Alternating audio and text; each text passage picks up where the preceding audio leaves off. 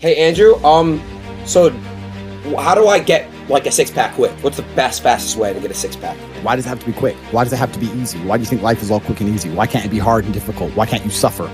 Because suffering is what gives it value. If everyone had a six pack and it was quick and easy, then it wouldn't be valuable, would it? If everyone walked around with a six pack and they got it easily, then no one would give it to you. The whole point is that it's difficult to get. Value is linked to difficulty. If you want something that is valuable, you need something which is difficult to obtain. You shouldn't be thinking about quick and easy. You should be thinking about hard, suffering, pain, going through it. That's what you should be thinking about. This is going to be hard, but I'm going to do it anyway. Because when it is done, then everyone's going to know that I went through something difficult. Nobody, absolutely nobody, gives a fuck about you as much as you're going to have to be replaced.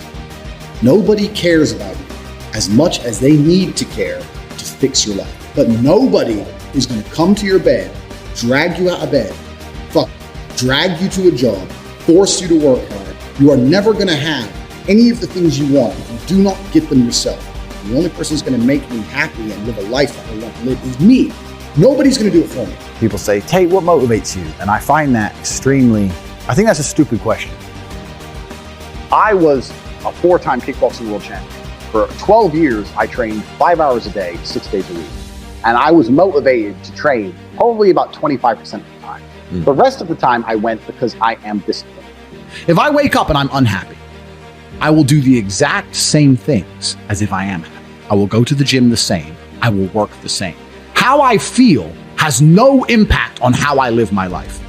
We're grown-ups and we have responsibilities and we have problems and we have pressure, and you don't necessarily have to be happy to perform, and happiness will come at the end of the performance anyway.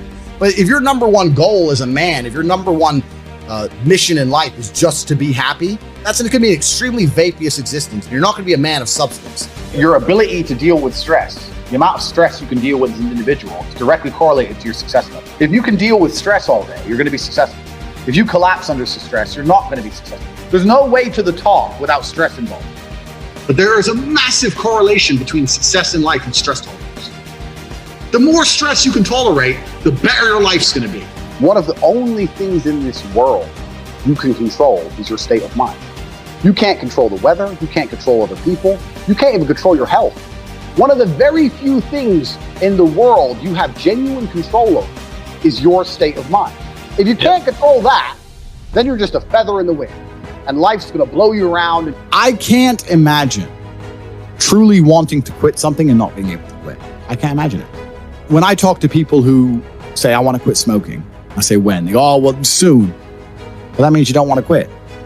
You want to keep smoking for a while and quit later. I can't imagine a mind frame or a mindset where I want to do something and can't do it. It's almost difficult for me to answer that question, because if you have that kind of mind, if your mind is so fundamentally broken that you cannot do with your own mind what you want to do, then you're just, right? Life is hierarchical. There's always going to be kings and there's always going to be peasants.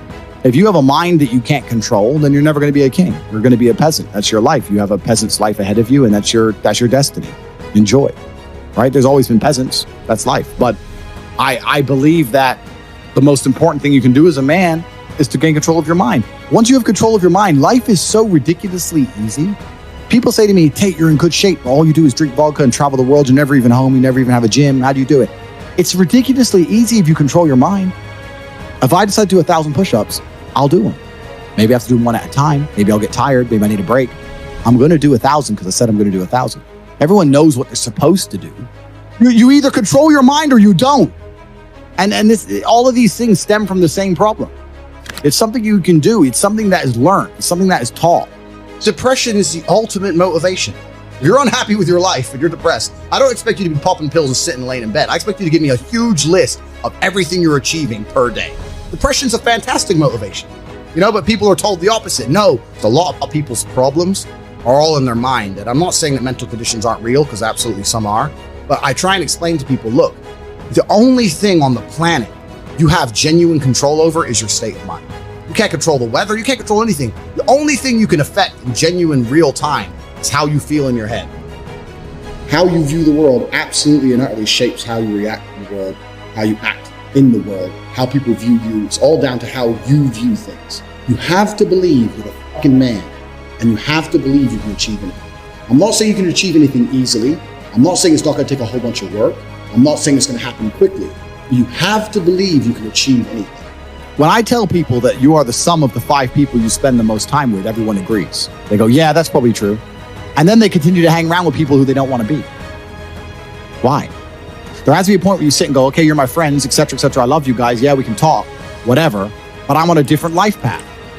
You have to leave some people behind. If you were to come hang around with me and my crew, you would be self-conscious. And that self-consciousness would motivate you, or they would certainly instill the discipline required for you to change. You don't feel self-conscious amongst your peers. That's why you don't change.